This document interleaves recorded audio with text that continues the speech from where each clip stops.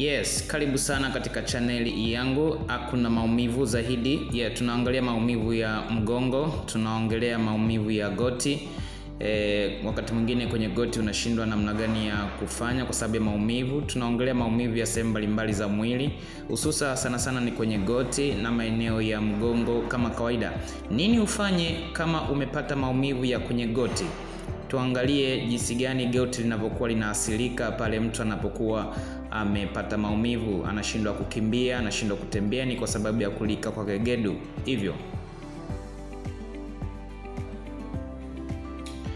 Hivyo ni baadhi ya vyakula ambavyo unaweza ukatumia ukiwa katika hali ya maumivu ya misuli, maumivu ya goti au uti wa mgongo kwa yule ambaye ameathirika na mambo ya mifupa.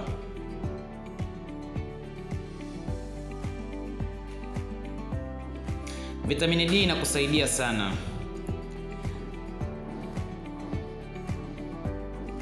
Vyakula vingine muhimu kwa afya ya mifupa ni kama protini, kuna vyakula aina magnesium, kuna vyakula aina vitamini C, vyakula vyote vya phosphorus, vyakula vya vitamini K.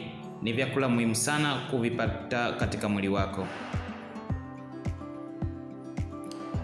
Hususa mayai, ni muhimu sana kula mayai. Ukiacha mayai pia ni muhimu sana kutumia machungwa, ni mazuri sana kwa ajili ya vitamini C, yanakusaidia kujenga mifupa yako. Spinach na mboga za majani ni nzuri sana hata kwa mama wajawazito, zinawasaidia sana kwa ajili ya kuboresha afya zao. Kwa hiyo unaumwa mifupa, inakusaidia sana. Usisahau pia mbegu za ufuta. Mbegu za ufuta ni nzuri sana, zina madini ya calcium ya kutosha sana.